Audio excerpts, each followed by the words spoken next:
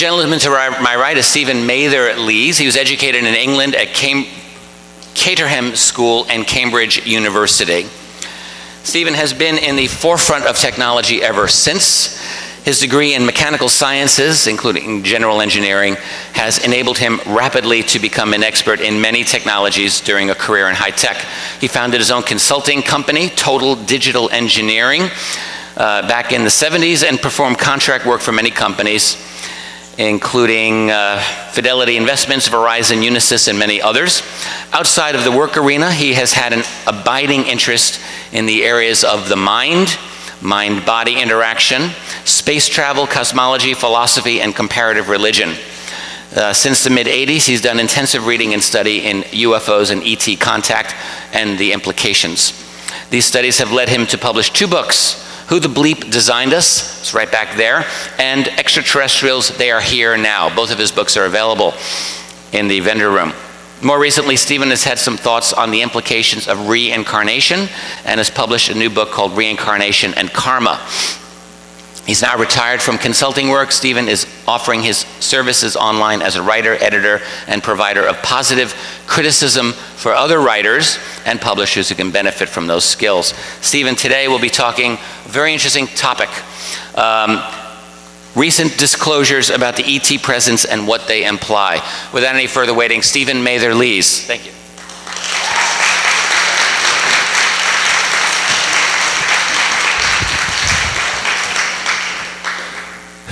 Good afternoon, everybody. I hope you're all not worn out from all the information. There's lots of it. I want to talk about stuff that's happened relatively recently and certain people that have impressed me. There are plenty more people that have impressed me, including many of the speakers here today. But these people, and at the top is NASA. So our taxes at work, good to know that at least some of them go to a useful end. Our friends at NASA put up a telescope into space a few years ago, the Kepler telescope, with a specific mission. And if you see this, the small print is obviously not going to come out, but you can see the sun, and the Kepler is looking across the galaxy in a very narrow band, just a few degrees wide, as you can see, and not all the way across the galaxy by any means, only a mere 3,000 light years. But they found enough stars with planets in that really teeny portion of our galaxy to be able to extrapolate some remarkable data. And I think this is a highly important slide. So the Milky Way. So you can see how with a diameter of 100 to 120,000 light years, 3,000 light years is really a tiny piece of it. We count 1 to 400 billion stars, and with Kepler's information, we can now say that there's probably 100 billion planets in this galaxy alone. That's a lot, and quite a high proportion of them have a family of planets. And the likelihood is that as much as 1 billion of them have habitable planets in the so-called Goldilocks zone. Not too hot, not too cold, liquid water. So the idea that we're alone in the universe has gone from highly unlikely to absurd. So more of our taxes at work. One of our favorite companies in the military-industrial complex is Lockheed, and they had this organization called the Skunk Works that did all their top secret stuff. And this was headed until the early 90s by this guy Ben Rich, who after he retired makes some very interesting remarks, and this is one of them. We already have the means to travel among the stars. He also said we have the ability to send ET home, and he was asked this: how does UFO propulsion work? In other words, how are these guys getting here? It must be obvious to anybody that it's certainly not by a means that's limited by the speed of light. It takes 4 years at the speed of light even to get to our closest neighbor, Alpha Centauri. So he was asked, as you see, I presume everybody can read this. Okay. How does it work? Well, how does the ESP work? Well, I guess all points in time and space are connected? Yeah, that's how it works. So I like to illustrate a model of the universe that helps me anyway. Hopefully it'll help you to think about this. So we've got a big bang, and we imagine that time is going around a circle here, and any moment in time, take a slice across this disk, and that's where we are. So obviously there's a whole realm outside of this circle, and that we can think of as the astral plane, if you want to take a spiritual view of this, or the next dimension, or whatever you want to do. But so if we think of ourselves here, every time we dream or do remote viewing, or if you like, astral travel, we step outside of this our reality. And that takes us into anywhere we want. Plus we can jump back inside at a different time and place. And I think that's what Ben Rich was saying. We have a means of hopping outside of our reality being the gray region, and our moment being the slice across. So once we figure out how to hop out of there, we can go anywhere and presumably any time that we want. Whether it's actually possible to hop backwards or forwards in time is not clear, but this model certainly allows it. But when we dream, it's pretty clear to me that we do in fact hop outside, and that's why we can move around in time and space. So if you like the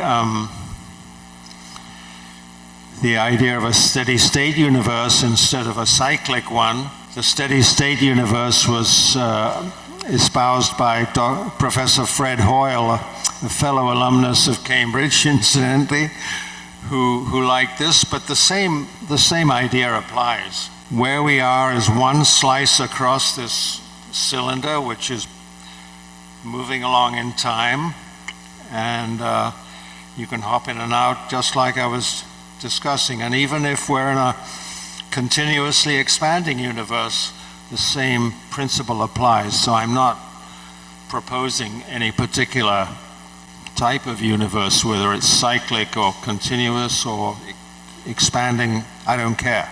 So let's get to the secret space program. Again, our taxes at work.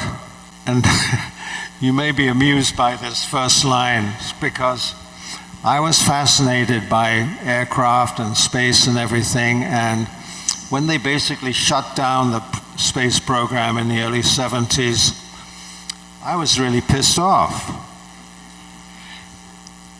And if I had been in charge, if I had been one of the ruling elite in the position to take the decision, I would have said, no way, I'm not putting up with this, we're going to go right ahead regardless of what Congress says. And I firmly believe that that's exactly what happened. They went right ahead and did stuff. One of my favorite people was Dr. Brian O'Leary, who was to have led the Mars mission that was scheduled for the early 70s. We could have done it then, but they canceled it. And he was so irritated by this that he went off and emigrated to Ecuador and founded his own conference center. So it's been, 46 years, and we're still decades away from getting to Mars, according to NASA.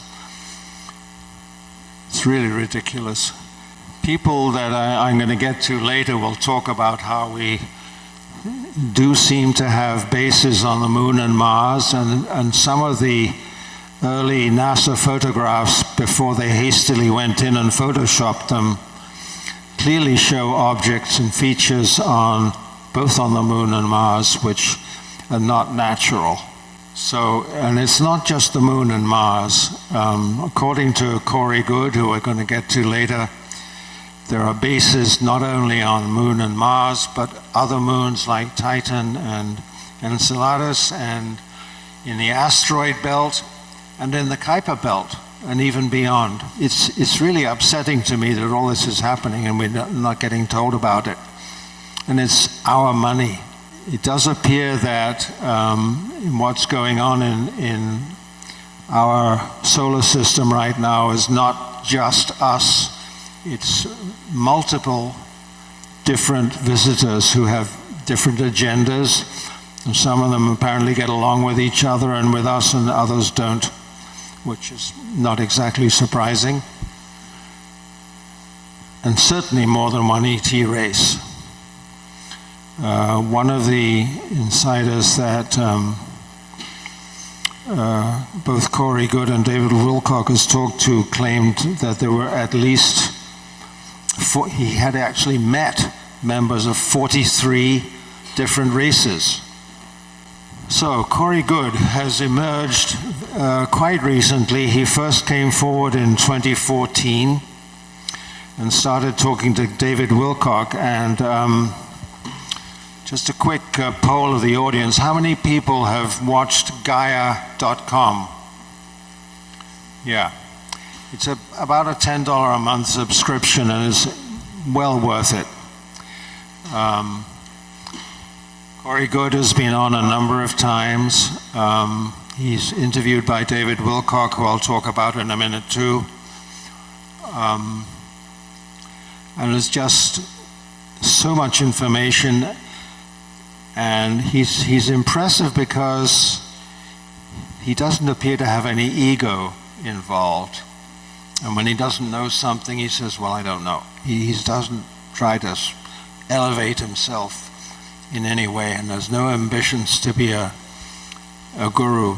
And I'm quite convinced that he's certainly not getting rich off any of this. He's doing it because he wants to, and because he was advised to by one of the races of ETs. And second line, he's very clear that we need to use our own judgment and discrimination, because the most convincing teachers to me are the ones who don't say they have all the answers. They say, take what makes sense to you, let the rest go. That's a very high indicator, in my mind anyway, of credibility. Don't try to push this stuff on you. I'll give you this information. If you like it, use it, and if you don't, go and look somewhere else. In other words, we are responsible for our growth here. Nobody's going to come in and save us. And that appears to be a form of prime directive, a la Star Trek. They're not allowed to come in and just fix everything. And that brings me to the question, which I'm sure some of you had, is what is it that makes us interesting? Why are all these people hanging out in our solar system? Well, my answer to that is if there are, let's say, judging by the statistics we can get from NASA, if there's millions of intelligent races in the galaxy, not all that many of them are going to be in a crisis at any moment in time. And we are the new kids on the block. We've only been civilized for a tiny moment of cosmic time. So we're new on the block, we're in deep trouble, and so some of these guys are obviously here to observe, to study. Some of them may even be tourists. And so, again, my guess is that every civilization that arises anywhere comes to a moment of crisis, at least one moment of crisis, where they can destroy themselves and very likely will. So that's where we are. And I don't think there's any guarantees. They're willing to help us, but it's up to us to do the heavy work. And that's why one of the main points I want to get across in this talk is this stuff is not just interesting. It's important. Corey claims to have traveled widely throughout the solar system by some system of teleportation, and he's interacted with several, even many ET races. Okay, David Wilcock is one of my favorite teachers. He's written several great books. The Synchronicity Key, his most recent is called The Ascension Mysteries. And he, as I say up here, he has these weekly shows, 2 weekly shows on Gaia, one of which he's still interviewing Corey Goode, because Corey has come up with so much stuff that it's taken them just about a year already just to get through some of it. And this is one of the people on the list here that I've been privileged to meet. He gave a training weekend in Boston a few years ago, which I went to, so I did get to know him a little bit. So I count him as one of the most reliable sources. I mean, he's human, he's not perfect. His most recent book, for instance, describes what an awful childhood he had. He was bullied a lot, he was way overweight, he was on drugs, he had a terrible time. And to his credit, he seems to have got through it and made a major contribution to our knowledge at this time. His books, I would say, are very well researched, they're very detailed, and he quotes lots and lots of references. He's not just going out on a limb and speculating. Here's his website, divinecosmos.com, which is worth a visit if you've not seen it. And every week there's more information from more informants. It's fascinating stuff. I just got the Ascension Mysteries in the mail the other day, and I still haven't finished it. I was trying to get through it this weekend, but didn't make it. William Tompkins, quite old guy in his 90s, but he was involved right after World War II in designing spacecraft and space infrastructure. This is in the 40s, when presumably all we knew how to do was build primitive rockets like the V2. Well, in fact, it seems, according to many informants, including these guys, that the Germans got some advanced technology from ETs in the 1920s. And we should all be very grateful that they were not involved with the Nazi Party, which is why we were still able to prevail in World War II. Although many of those scientists, it did end up in this country, not just Werner von Braun, but whole legions of scientists and engineers who came over on what was called the paperclip program. Anyway, Tompkins worked at 3 major aerospace companies. His designs of spacecraft and space infrastructure were realized in the 1970s, when we still thought all we had was rockets, simple rockets. And he apparently got assistance from a race of Nordic-looking ETs.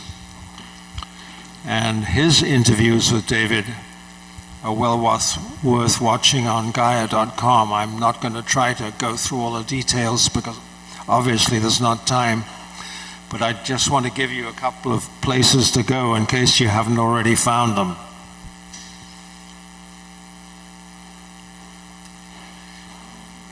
Edgar Mitchell is another guy that I was privileged to meet. Went up on Apollo 14 and walked on the moon.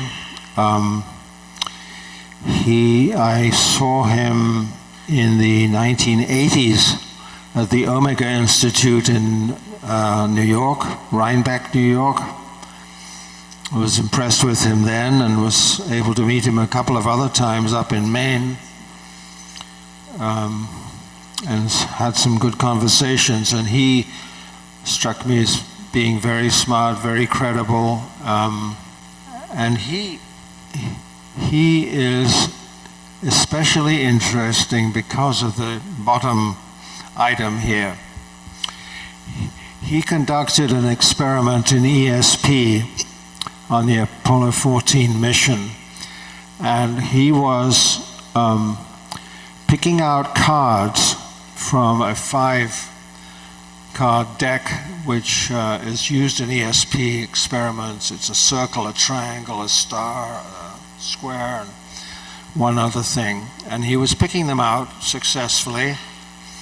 But the interesting thing is that his answers were coming back too soon. Light and radio waves take about 1.5 seconds each way to the moon. And his answers were coming back in just over 1.5, 1.7, 1.8. So therefore, he was getting the information instantly. And when he reported the information back, obviously that was by radio, so it took 1.5 seconds. So that experiment proved rather conclusively that information certainly travels a whole lot faster than light, which is, again, a clue that once we figure it out, we can do what Scotty did in Star Trek and beam people around by changing them into information, if you like. So Stephen Greer is somebody I've also had the privilege of spending time with. He has been researching and talking and meeting with a lot of very high people in the government and the military and elsewhere since 1990. And he gives these trainings in how to make contact with ETs. And I went on a couple of those in Florida, and I certainly had some experiences which I have actually shared here before. But they were profound, they were extremely personal and subjective, and I realized that whole business of ET contact is not a matter of going up to a spacecraft and kicking the tires and rapping on the metalwork. It's a spiritual experience. And what I experienced had that feeling of presence, being able to predict things before they happened. It was very impressive. And I want to leave plenty of time for questions because I want to hear some opinions. I was also present in 2001 at the National Press Club, where there was a disclosure event where a number of people spoke on this whole business of what was going on with space and the cover-ups of different things. And it was interesting. You would think that within a couple of blocks of the White House, at the National Press Club, that we would have got some attention. And it was pathetic. I don't think, there may have been one or two members of the press there, but there were certainly no cameras or nobody recording anything. It was just an indication of how difficult it is to get heard. I mean, you can't go much more obvious than that, just standing right up in the National Press Club. So he was at that, and he has anybody seen the Sirius movie? That's worth a watch. It's available on his website, is available on, that's SiriusDisclosure.com, and of course on places like Amazon. And there's another one coming out this year, later, in a month or so, I believe, called Unacknowledged. They're showing trailers already, and I think that'll be well worth watching. Those of you who've seen Sirius will remember that one of the fascinating things he showed was a skeleton of a being about, as I remember, about 8 inches long, the whole skeleton, and definitely humanoid, but definitely not human. It had what? I can't remember, too many ribs or too few ribs. I can't remember now, but there was the wrong number. And the head was shaped very oddly with a kind of a crest on top. So, and this skeleton was found in Chile, in the Atacama Desert.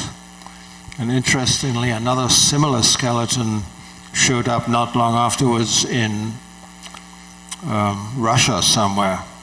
One doesn't quite know what to make of that, but clearly there's another race of beings that are really, really small, and maybe that's the origin of all the stories about leprechauns. Who knows? I got to the end already. Okay. So let's spend some time on questions, if anybody has one. Otherwise, I'll just have to find something to ramble on about, and you may not want that.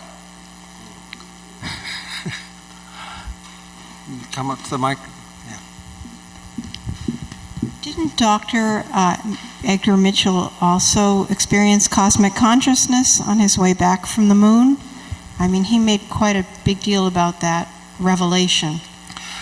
Yes, he did refer to it as a, I think the right word is samadhi experience, which when he looked back at the earth and saw it as just one globe and just got this very powerful feeling of oneness and how we really are one people and we need to start behaving that way. And he went on to found the Institute of Noetic Sciences, which is worth, and they're studying consciousness and all kinds of spiritual studies, and they're worth a good look too.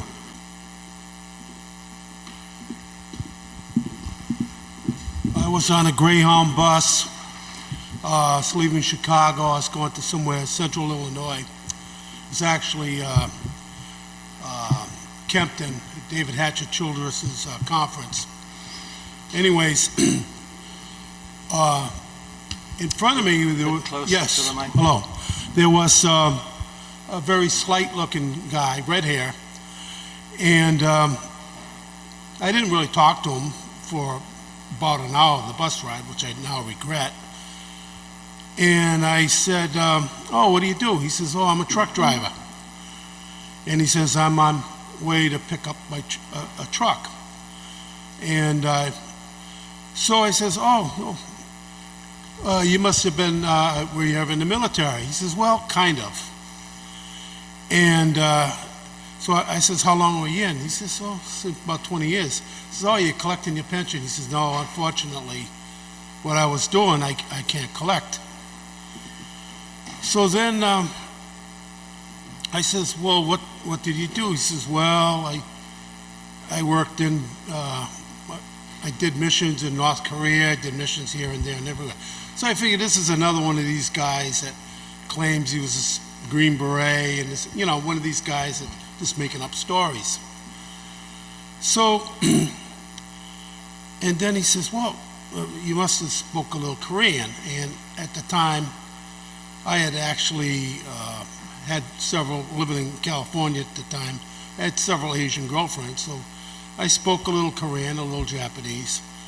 So I shot a few phrases at him. And he just talking very, very, you know, well in Korean. And so then I says, well, how did you get picked for this? And he says, well, I went to Army recruiting and I just took a physical, and then they never sent me any more to basic training. They just said they're going to go to a special program. They said it was based on his blood. His DNA, he had a special DNA. He was from West Virginia, kind of like a Scotch-Irish, Celtic, I guess. So then I just, I like reading about war and stuff like that. So I started to ask him, oh, you know, what kind of weapons did you use? So he said, oh yeah, the AK-47, he started the FN, the Belgian, and he started telling me every little tiny screw, all these weapons. You'd take them apart in the dark, but I mean all of them. So then he told me about other missions that he did, and again, speaking these languages. And I said, how do you speak all these different languages? He said, I don't know. He says, he gave me something to drink, and I slept for a couple days. When I woke up, I could speak these languages. Wait, did they teach him this ability, or what? No, was he said born he with went it? to sleep. When he woke up, he slept for a couple days. They drugged him. They must have downloaded stuff into him. Okay. So then I asked him, I says, have you ever been off planet? And he says, yeah. And he started telling me these different missions. And then he says, oh, there were reptilian soldiers with us. I said, okay. But he just backed up everything he said. Were you able to verify anything? Well, no, I mean, I except couldn't for do the a private languages? investigation. I couldn't, Yeah. I couldn't. All I know is it made common sense. He backed up everything he said as far as his skills. And so unfortunately the bus is coming to a stop. And I says, oh, you must know all these martial arts. And then I said, oh, you know, I heard there's something they call something death touch, that you just touch here. He said, well, he says, I can do it, but he says, I'll just give you a light touch. So he went like this. And oh my God, my arm was numb for about a week. So all I know is he went away. He got off the bus, and he says, you know, I can't really give you my name and address, but these super soldiers exist. And that's all I can say. All right. Sir, have you been in space yourself? Have you been in a UFO type of vehicle? I have to say, not as far as I know. I just have a question. I know that you recently wrote a book about karma and reincarnation, and I'm wondering about the parallels that you've drawn between that area of research and this one, and what does that mean to you? Okay, well, when I was writing that book, I just initially felt I just had something to say about reincarnation because it made so much sense to me and has for a long time.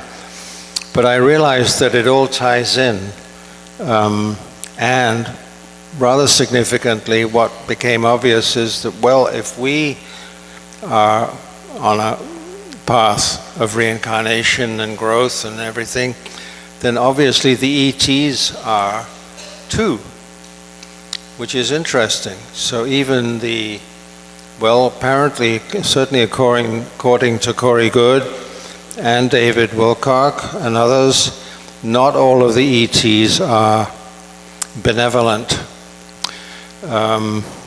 Stephen Greer, incidentally, thinks they are. And his reasoning is that if they're evolved enough to get here and do what they're doing, they couldn't possibly have done that without evolving to be benign, which I think is a little shaky. So I'm not with him on that one. And the evidence does seem to show that there are beings around that are not nice. So, yeah, it is all connected. And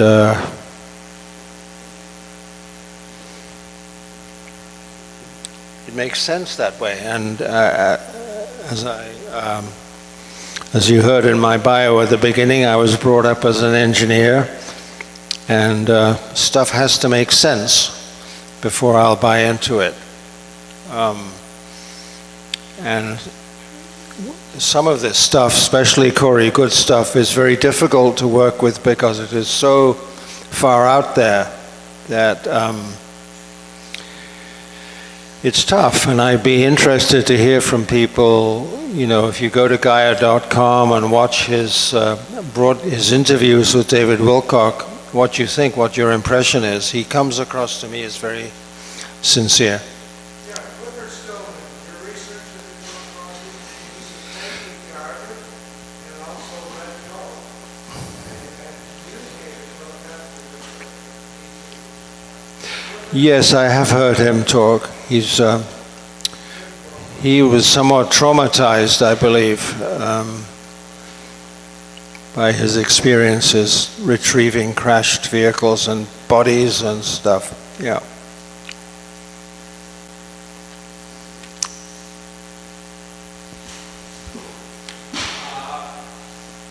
I've never had a UFO experience, but I'm definitely interested in them. Okay, so I just want to make clear that I'm not making fun. But I'm interested as an ex-US history teacher with the JFK, assassination conspiracies. And, people often say, how the heck could there be a secret group? How could they keep the secret this long? And explanations like, well, some people got paid off, some people got blackmailed, some people got assassinated. But here we had a gentleman earlier who said he's on a bus and this guy just starts talking to him. And some other people you're listening to all these people who are on the internet. So it doesn't seem like there is a secret group that's keeping your secret so well. Okay? So is it feasible that there is a secret group that is really good, or is there a secret group that's kind of bad, or are people just getting smart? I think those three alternatives. Well, people often quote the Manhattan Project as a massive secret that was kept for, at least 10 years, I think. And that never got out.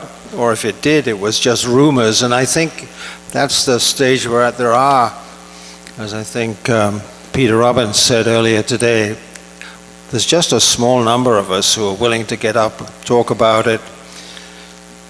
And I think it's really important that we do so, because we've spent so many years being dumbed down by an educational system that just is awful. Kids are graduating high school barely able to read and write. And being brought up in Europe, I got to know kids from various countries, Holland, Germany, that not only knew 4 languages well enough to converse in them, but they also knew all the science subjects. And that was embarrassing. I mean, the English system wasn't that great either when I was growing up. Certainly wasn't that good. I did grow up knowing some French and Latin, for whatever that good that was, but nothing like what these kids in the other, or some of the other European countries did. Do you agree with Mr. Greer that you can call in entities or visitations? Yes, actually, that I think was discussed earlier this morning by Chuck Creto and Mike Stevens and Val LaFaso.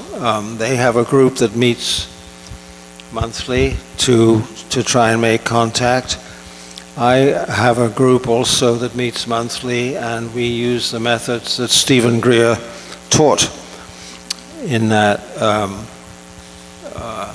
training down in Florida that I went to. And perhaps I should, if nobody else is ready to come up, I can say a little more about that, because I think it's good to know that this can be done. I mean, I certainly don't claim any psychic abilities. Anyway, these trainings consist of a week's duration, where during the day we listen to lectures and discussions with Dr. Greer, and in the evenings until midnight or 1 in the morning we go out on the beach, Tiger Tail Beach at the north end of Marco Island, which looks out over the Gulf of Mexico. So we congregate on the beach in a circle, we meditate, and we see things. Where we were on the beach, there was a little lagoon between us and a bunch of mangrove trees that are on the edge of the Gulf of Mexico.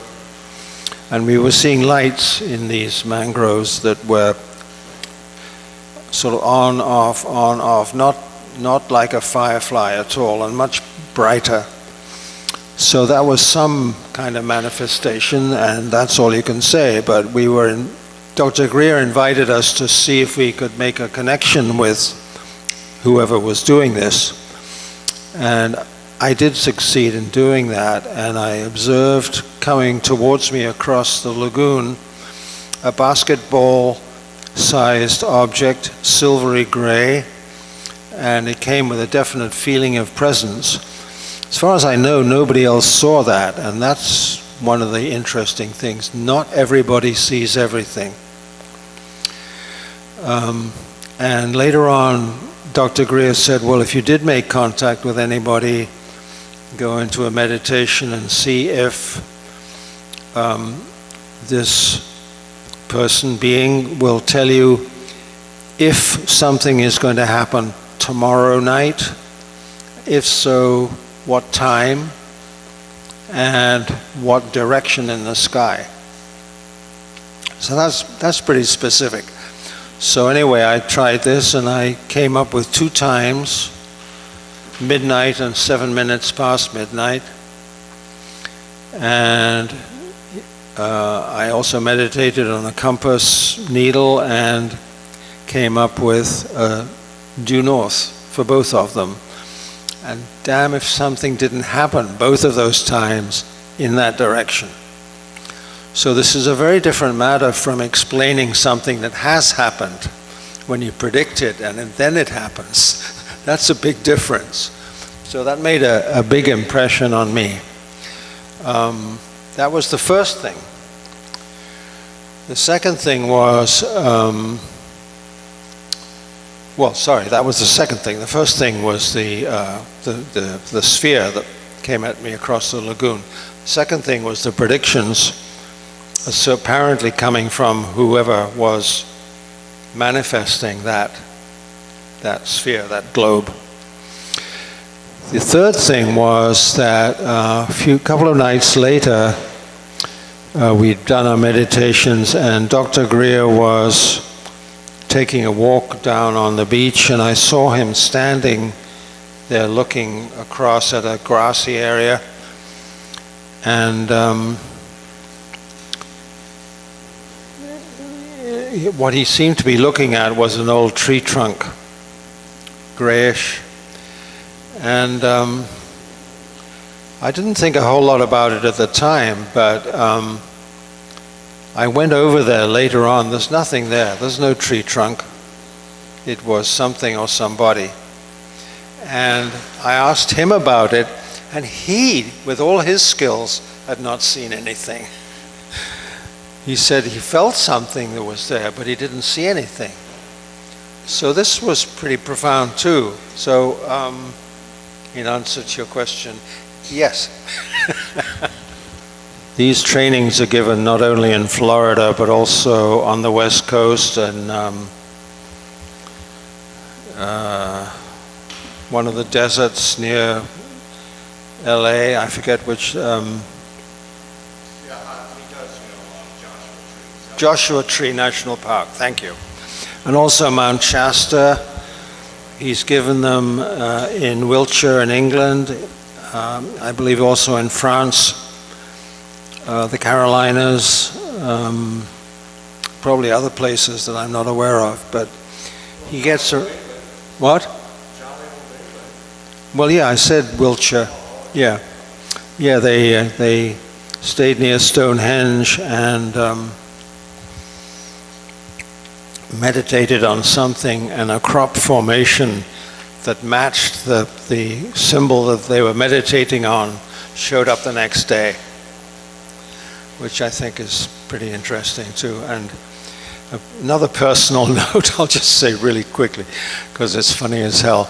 I used to live there in the early 60s until 68 when I came here. And I had no clue that anything was going on.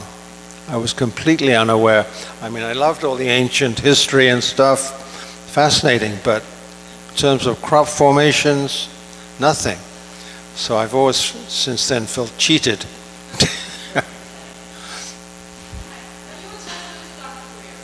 Am I what? Are you in touch with Dr. Greer? I can reach him. Could you please tell him that New Hampshire is an awesome place where we have a lot of conferences? He needs to come here and teach us stuff. He never comes to He probably has, but I'm not aware of it. So he gives... Yeah.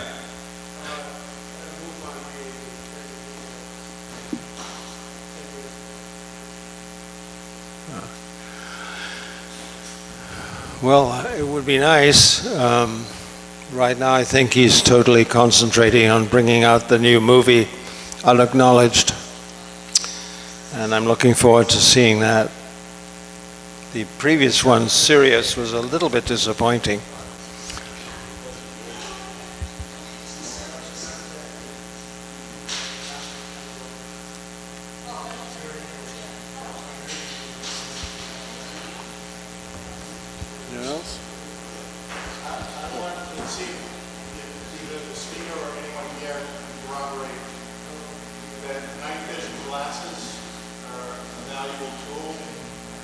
Oh, yeah, absolutely. Yeah.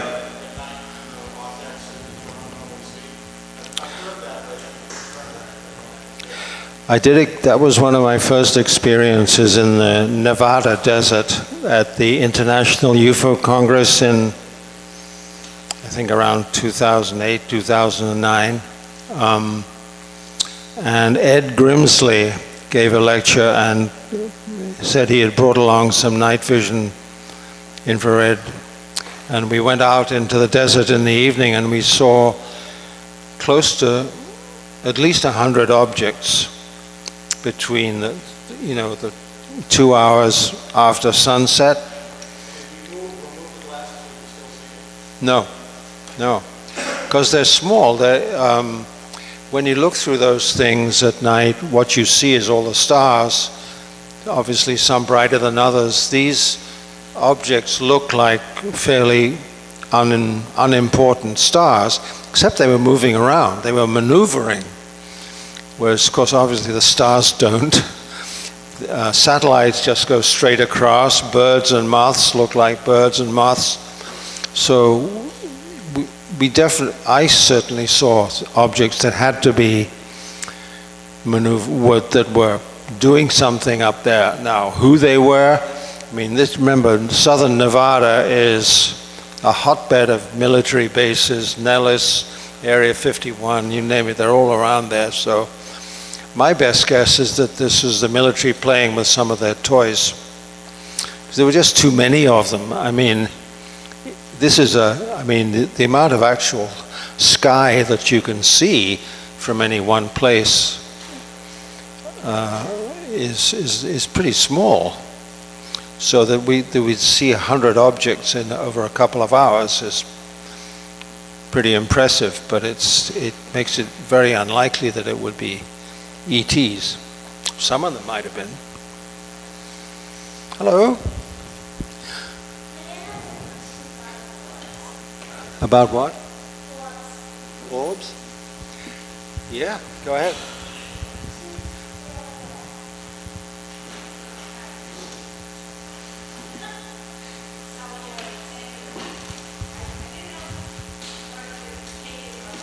Can you be a little louder? Yeah.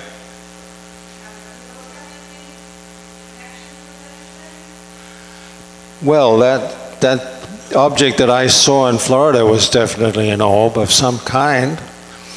And actually, I have seen orbs in this very room a few years ago. Kind of showed up over there. I was with a couple of other people that I'm friendly with, and I guess they called them in because I really don't think I have any of that ability myself, but there was something round up there, right here.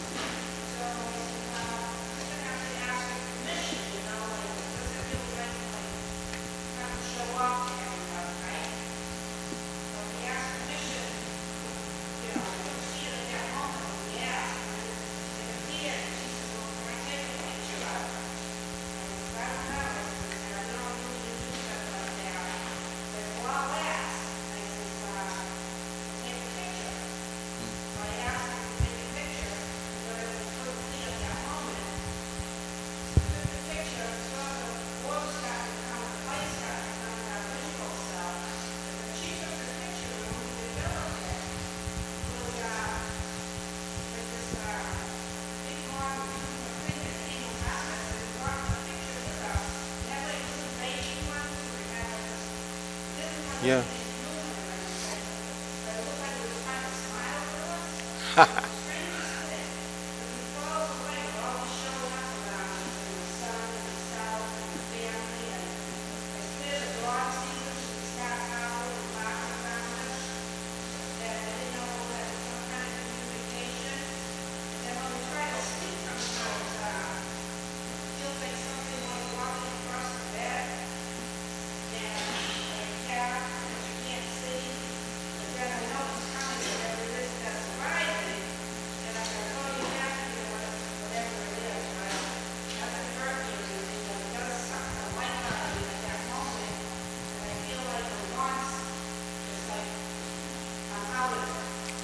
Yeah.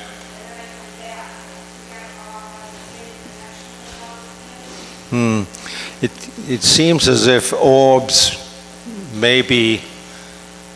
well, in my case, I'm convinced it was an ET manifesting somehow, but clearly they could also be spirits. I mean, one thing Dr. Greer does in his trainings is make clear that there are many kinds of beings out there, not just ETs, not just ghosts.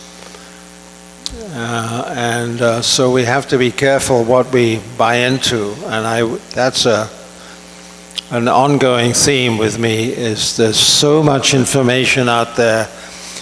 A lot of it is garbage, a lot of it is deliberate misinformation. A lot of it is self-serving by various people who want the public attention. and there's a disappointingly small percentage of stuff that appears to be genuine. And we all have to decide. I know Richard, for instance, disagrees with me about Corey Goode, but that's okay. None of us is perfect.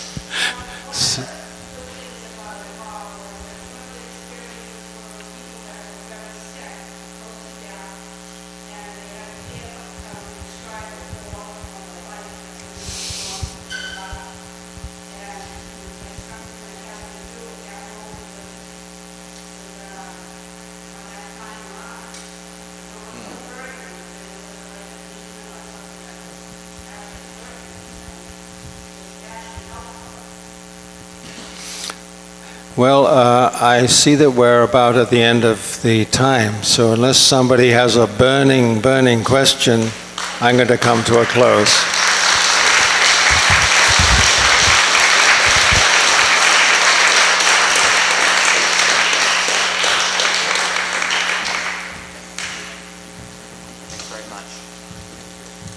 Thank you, Stephen. It's fascinating, and I'm really glad you were here to talk about that subject.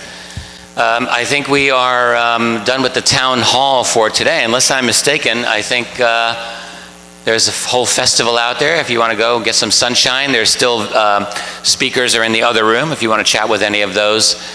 And I guess, I don't know if Bill's going to be on here, but please allow me to thank all of you for being here, and I hope it's been a good experience for you. Personally, I will tell you that I love coming here every year. This is always one of my favorite events on the UFO calendar every year. And we were very lucky with some excellent weather. And as always, great conversation, wonderful people. I've always felt that the best action, frankly, is when people who come here have conversations either amongst themselves or with the speakers. I've always felt that's where the real interesting action is. But anyway, I want to thank you all for being here, and I look forward to seeing you next year, or if you want to stick around later today, there's probably time for us to mill around. Thank you.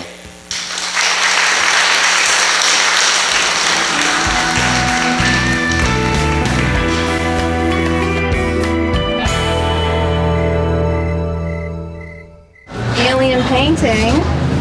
Ooh. Who made that? We made that. We're doing that with all the kids today. And they're going to get a special prize when they paint. It's going to be alien ears or a little alien creature.